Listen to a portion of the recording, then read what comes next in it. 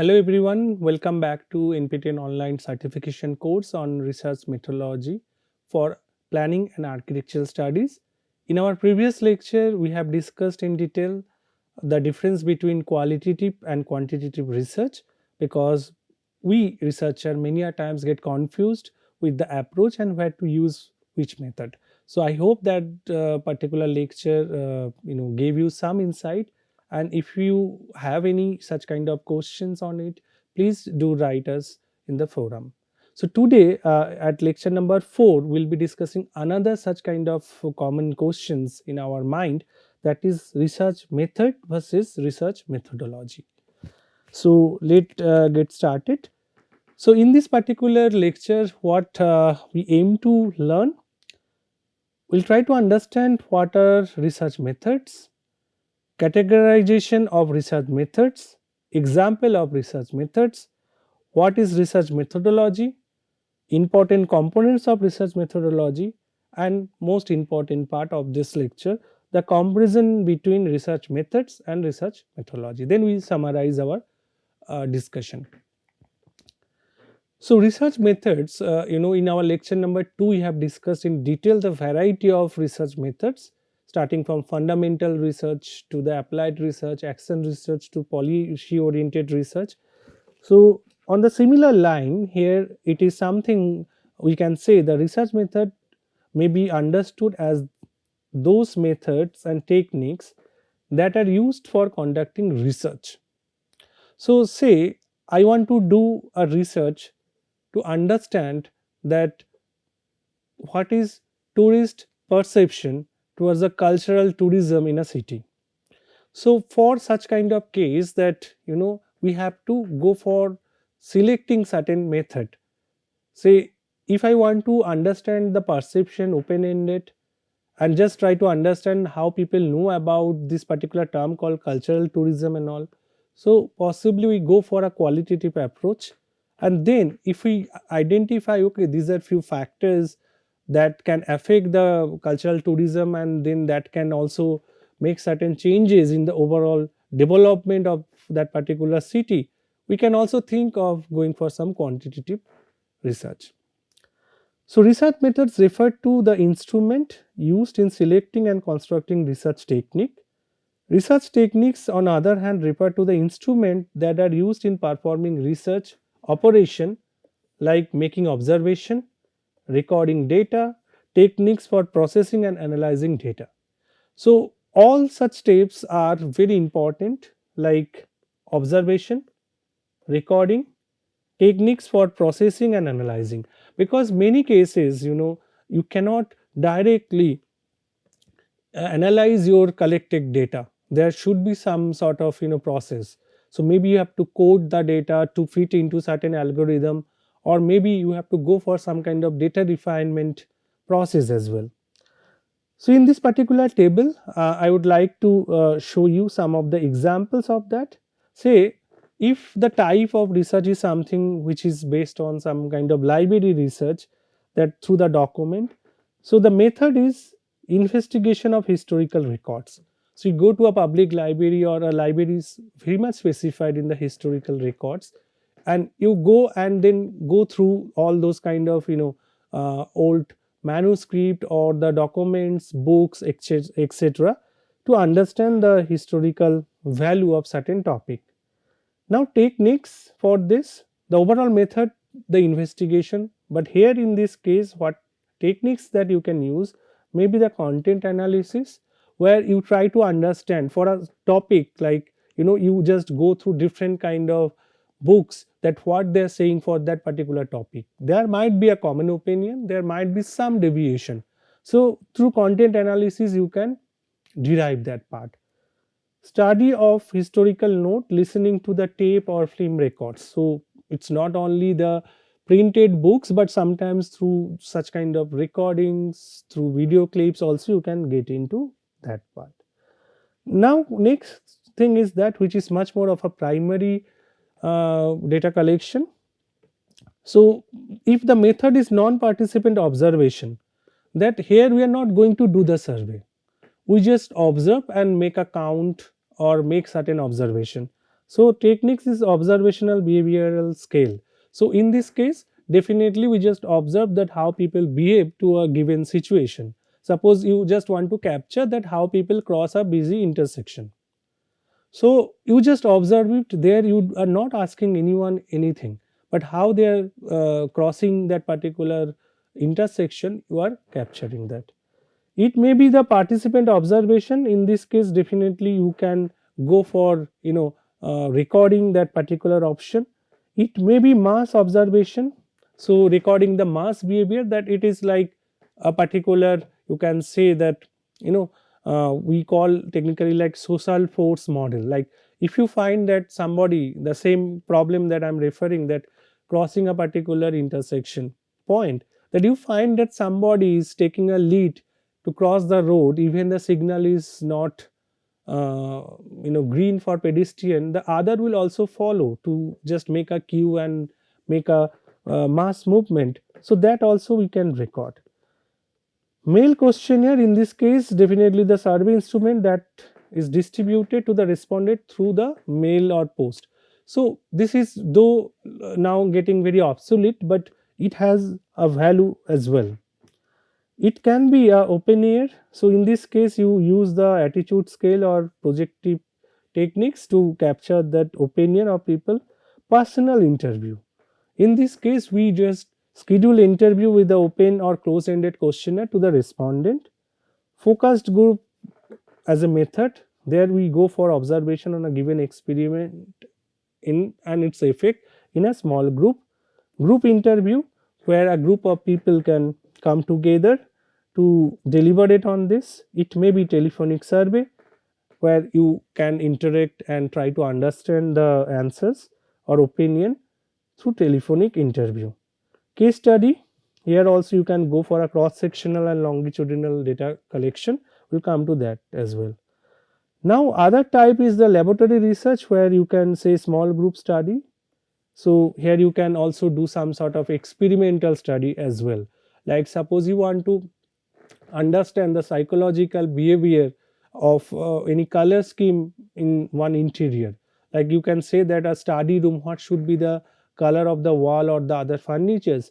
So you can do some kind of lab experiment with certain kind of gadget, which can be some kind of sensor or something, to capture their kind of cognitive ability or their socio-cultural socio-physical parameters. Categorization of research method. So research method can be categorized into three main groups. First is based on collecting the data. Without data we cannot do much. Second focuses on statistical techniques which are used to establish the relationship. After collecting the data, we process the data and we analyze the data, and then we try to find out the relationship between the data and then how they are related. The third consists of those methods which are used to evaluate the accuracy of the result obtained. So in such cases we also need certain kind of test, that a result, a data, if you collect some information, the data you analyze and it will give you some findings, but what is the authenticity, what is the acceptance of that particular finding? So there should be some kind of check and test. That is something mentioned over here, so that we can say that this particular findings is acceptable in a scientific way, in a statistical way. Now in this case, like categorization of research methods are the strategies and processes deployed by researcher to gather, analyze and interpret the information in order to answer a research questions or a hypothesis.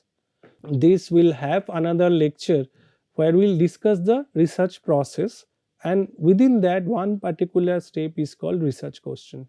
So that means suppose today you enroll yourself into a PhD program or you are in a master's program, and then you want to do a research. So first of all you have to think of a broad idea, and then you have to find out the research need and the research gap. Now once you identify that, okay, this is the gap, that people have not done research in this area but which is very pertinent issue, and we have to solve it. So in such cases we also need to frame certain questions, and your whole research is nothing but to give answers to these questions, that how it is happening, is there any impact on this. So it may be a question or it may be hypothesis, that you just say that okay, increase in population is liable for this kind of phenomenon, increase in pollution in a particular city. So then you need to prove it. Either you prove it or then you disprove it, that okay, no, this is not the case, that increase in population probably is not the root cause of this. So in such cases, the first we have to decide on how to collect the data. In that data collection, it can be qualitative data, it can be quantitative data, it can be through primary survey, it can be through secondary survey, it can be descriptive in nature, where we just analyze that, or it can be just experimental setup that you can do. Once we have the clarity on data collection, next second step is very important, that is how to analyze the data, decision on how to analyze. And for that, quantitative data statistical analysis method are used to test the relationship between the variables. For qualitative data, thematic analysis is used to interpret the pattern and meaning of the data.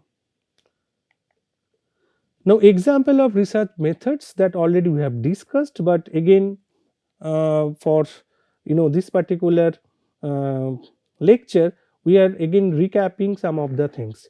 Say quantitative research and qualitative research already we have discussed in detail in our previous lecture, so I am not going to discuss it again.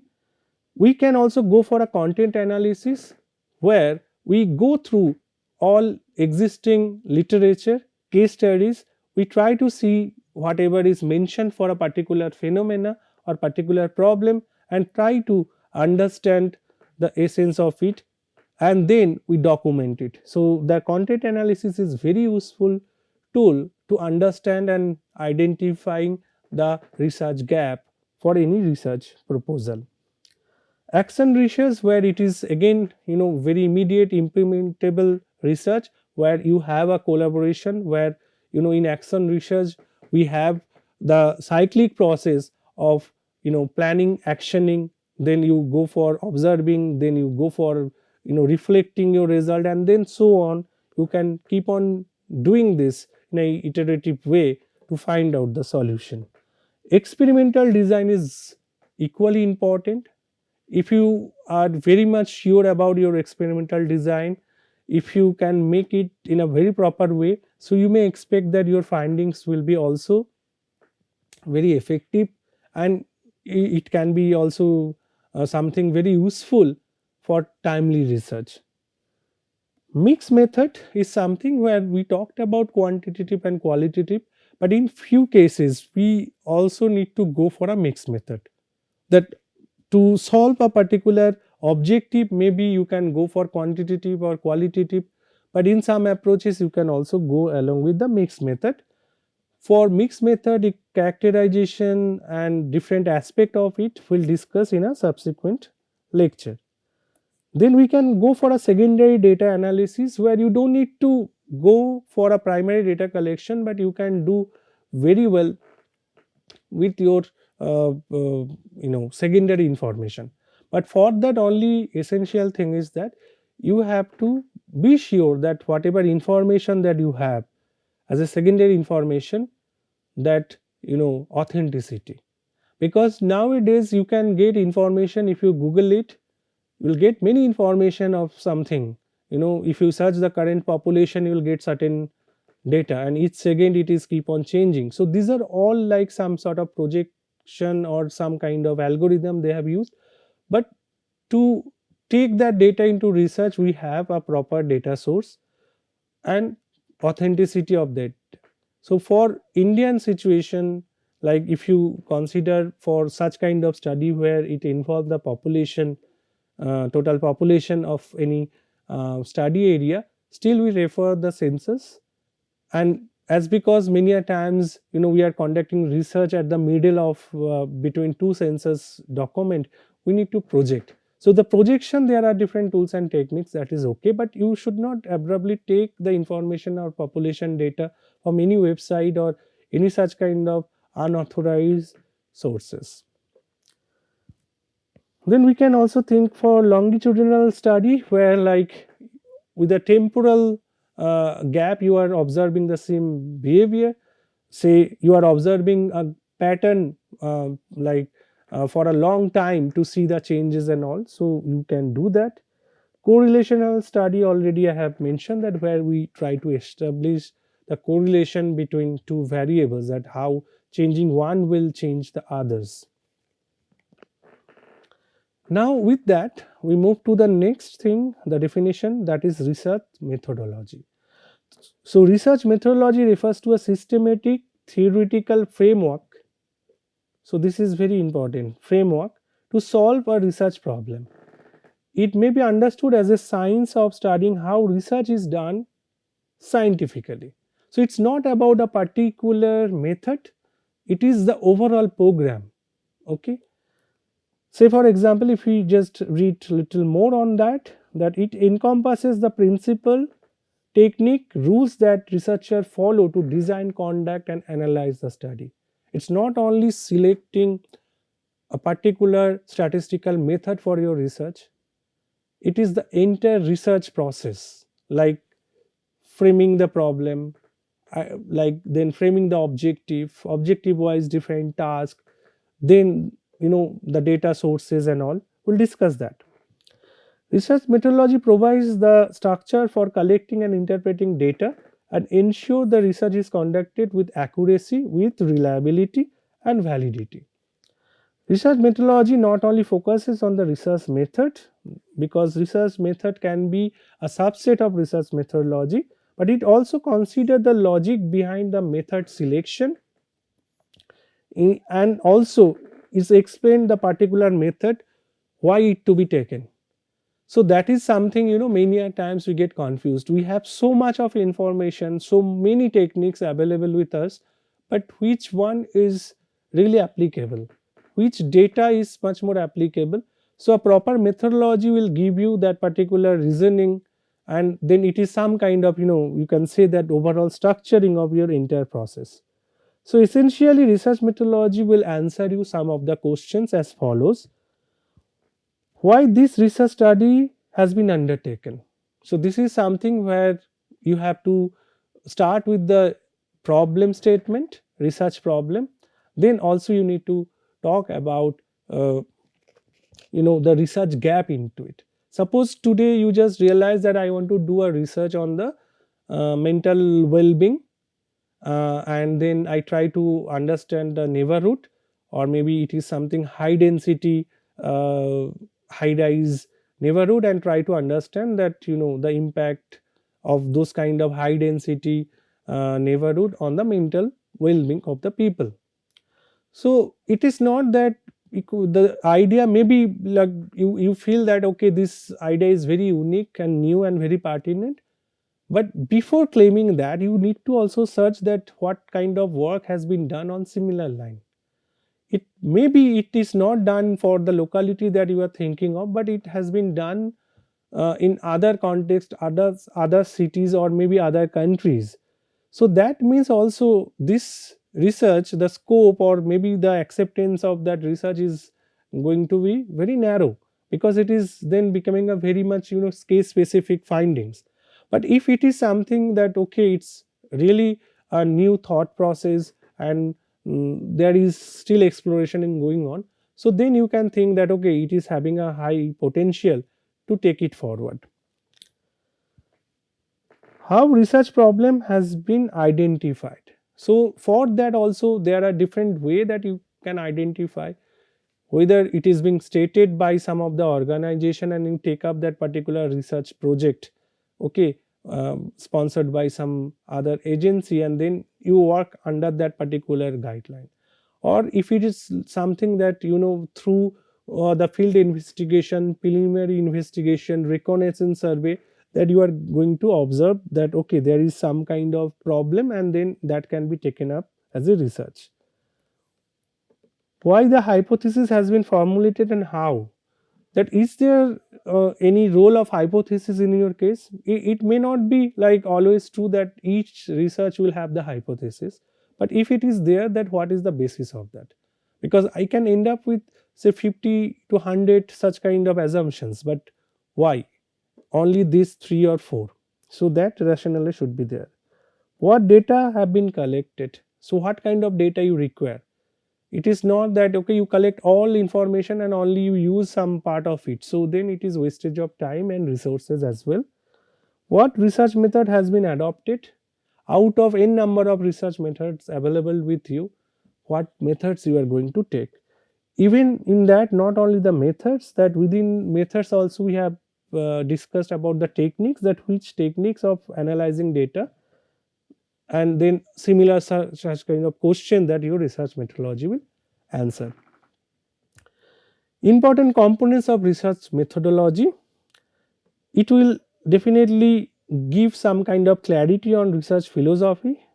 It states the objective of the research that will be studied through empirical observation or measurement, but sometimes it may be not the empirical one, it can be fundamental research as well, it may be conceptual research as well, but there should be a research philosophy into it.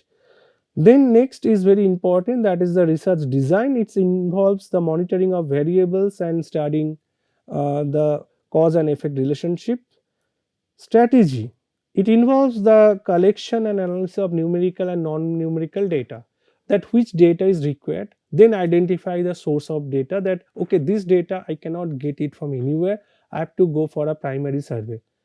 Then also, a methodology will also give you some sort of direction. If you think on that, do we really require to go for primary data collection for my research, or it is something that I can do from the secondary analysis as well? Say something that we want to do on the spatial pattern or something, okay, where things are available maybe from the satellite image, some of built form, or land use, land cover thing and all. So for that, probably primary data collection is not that mandatory, right? Literature review, this is very important part, and many a times we neglect this part, and that's why like many a times we encounter a problem that after certain progress of our research we find that okay, a similar paper I find just get which is similar to my work. So better that it provides a foundation for understanding of existing knowledge, identifying the gap and justifying this. If 100 people are saying that it is very important, so there is a consciousness that okay, it is important. Or else, if some research is already being done in a huge manner, so probably doing the similar thing may not add much value to the body of literature. Sampling technique, this is also important, that if it is a sample based data collection, what sampling technique that you are going to use. Data collection method, because it will also depend on the method, whether you go for a face to face data collection or remote data collection, etc. Then instrument and tools, what method that you are going to use, so that is also required. So this is also part of the research methodology. And then obviously the data analysis and techniques. Along with that also, it will give you a overall holistic approach, okay, starting from your problem identification to the final solution, right? So after that analysis, it is on the data representation and reporting, because many a times that maybe we have done an excellent work, but we fail to present it properly. So that is also something very much painful for a researcher. So here actually this is also a component of a good research methodology.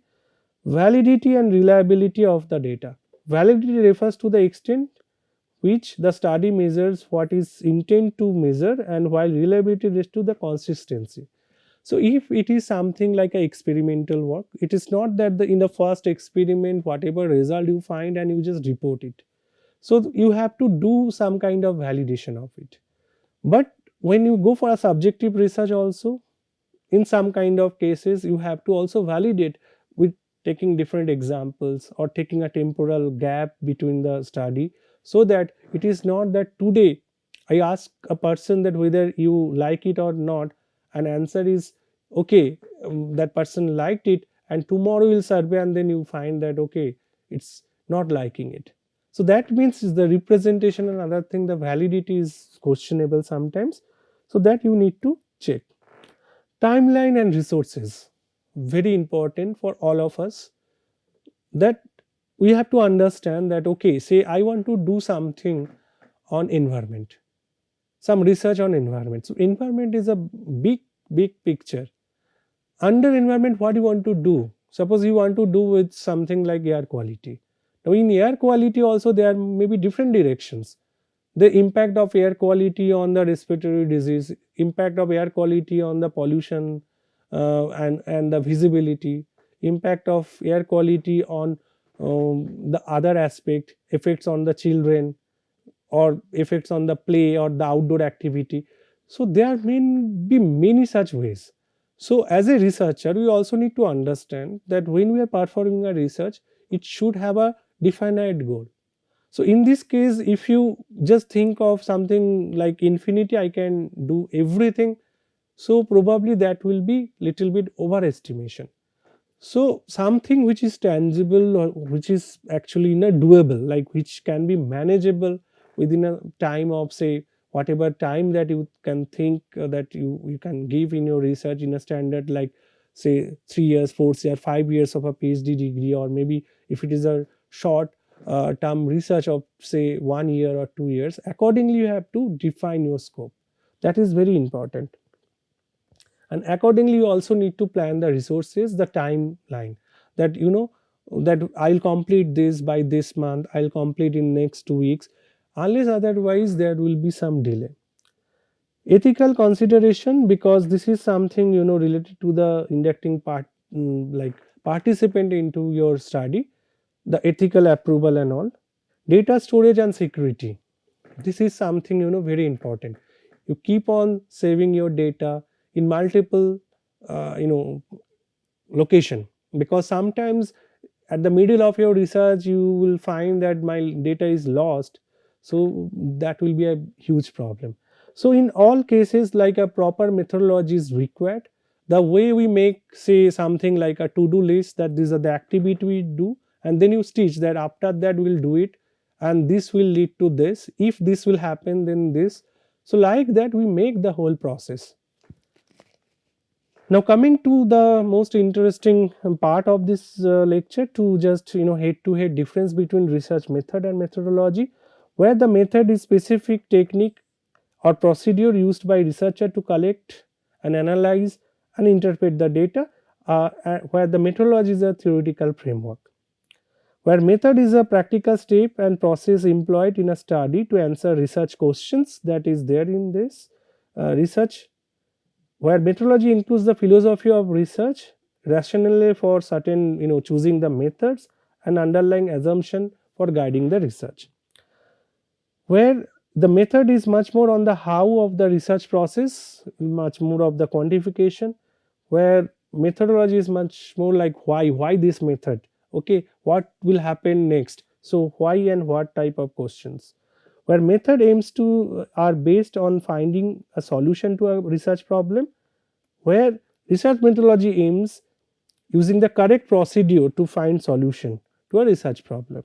Method you later stage of the research process, where this methodology is required at the beginning so that you will be on track. Yeah, so as I already discussed that research methods are the subset of the research methodology, that it will come at the later stage when you have collected the information and then you try to understand the phenomena, where research methodology is a comprehensive and holistic approach. Now again, if we say that as because it is the subset, so the scope is very narrow. Like once you pick up one a particular method, it will have certain ability, it will only solve certain research questions, and it will only analyze certain data type, where methodology as scope is broad, because it is not only the methods that you are talking about, but it also talks about the overall strategy, data collection strategy, sampling strategy, sample size calculation procedure, then interpreting the data and reporting it. So with that, let us summarize what we have understood. So again, we have discussed little bit on the research methods that are there, their characteristics, different categorization of the research methods, examples that we have also seen, different type of methods. Then we discussed about research methodology, and then you have important components of research methodology, and then finally we discussed that comparison between methods and methodology, where methods are subset of the methodology, where methodology is the holistic approach to conduct your entire research, where research method is useful to analyze a particular data set. Okay, where it involves different techniques that by which you can solve it. And research methods also includes different types of methods, starting from your longitudinal study, quantitative, qualitative. So this is a part of your entire methodology of your research. Hope that things are clear to you. So with that, you know we'll move to our next lecture, which is the common issues and challenges in planning and architectural research, that what I observed in during my research career so far, and I have seen my students and other research scholar. So this will be some sort of documentation of that. So with that, thank you once again for joining the course. See you soon. Thank you.